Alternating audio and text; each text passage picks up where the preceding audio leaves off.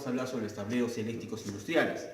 Bueno, empezaremos un poco a hablar de las características más importantes que tiene este tipo de tableros. Por ejemplo, una característica es la tensión asignada, otra la intensidad máxima que debe tener dicho tablero, otro el factor asignado de simultaneidad que se refiere a la potencia, ¿no?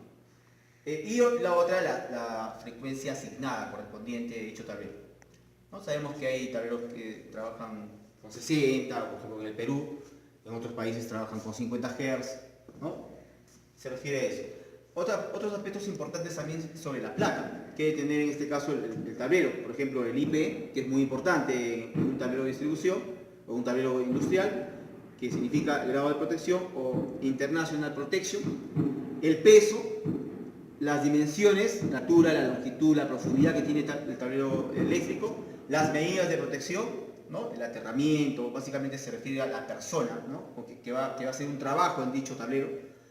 El voltaje, la corriente, la frecuencia, otra vez vuelvo en este caso a indicar. La temperatura es importante, menor o igual que 40 grados centígrados.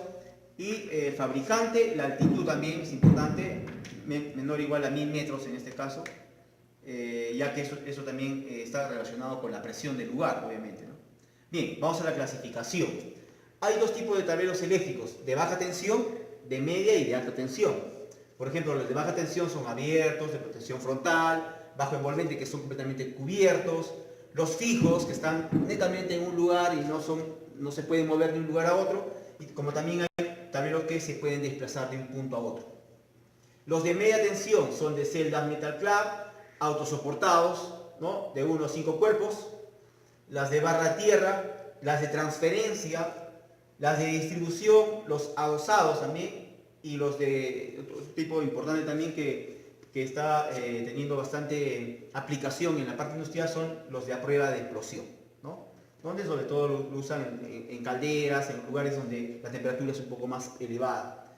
Bien, también hablamos de las normas de fabricación. Por ejemplo, IEC 60494 nos habla sobre las pautas de cómo fabricar los tableros eléctricos, ¿no? Por ejemplo, el personal que diseña o fabrica los tableros tiene que tener una certificación, ¿no? Según la normatividad, para que ellos puedan vender, digamos, a una empresa, a una mina.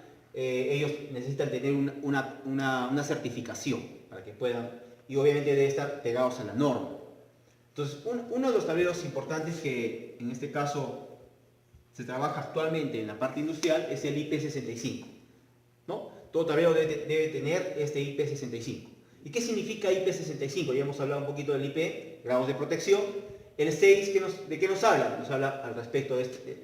También lo vamos a encontrar en IEC 60529, ¿no? Si ustedes visitan IEC a este código, van a encontrar un poco al respecto de este IP65. ¿Qué significa 6? Completamente protegido contra el polvo, ¿no? Y eso es obviamente importante porque en la parte industrial no le puede entrar. Ustedes saben que en la parte de instrumentación le entra un poco de polvo, es muy tóxico y dañino para estos equipos de control, ¿ya? Por esa razón que el 6 indica que es netamente protegido contra el polvo, y el 5, protección contra chorros de agua, ¿no? Que tiene una presión de 30 kilopascales a una altura no menor de 3 metros.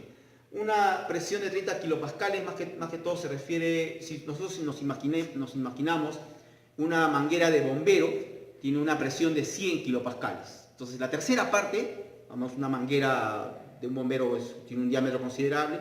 La tercera parte es, en este caso, una manguera, ¿no? Podemos decir, digamos, si es de 10 centímetros el diámetro, entonces 3 centímetros sería el diámetro con una que más o menos bombearía a esta presión de 30 kilopascales.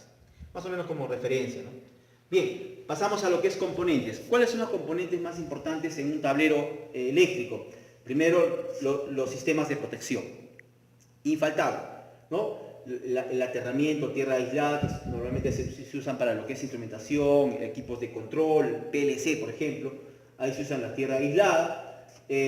También hay la tierra desnuda, ¿no? Que normalmente en la parte comercial también se usa. También tenemos otro tipo de componentes, son las barras, donde van enclavados los ITM, ¿no? Que también ya hemos visto en el tema anterior. los aislamientos internos. Ojo, también las barras también tienen una pintura revestida para aislarlas también, obviamente. El plano del tablero, esto es importante.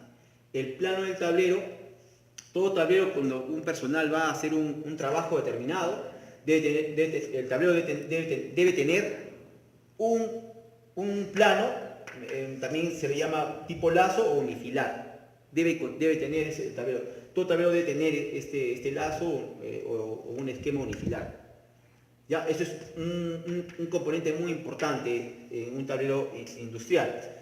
Ahora ponemos aquí una nota que es muy importante también. Se utiliza el método lookout y tap out. ¿Qué significa lookout? Que significa bloqueo, ¿no? O condenamiento, ¿no? En este caso de dicho tablero. Y el tap out es el tema de básicamente etiquetado, ¿no? En donde el etiquetado debe ir el nombre, el teléfono del personal que ha hecho el condenamiento o en este caso ha bloqueado dicho tablero. Entonces, para evitar accidentes, básicamente, ¿no? Esto lo usan en la parte industrial, ¿ya?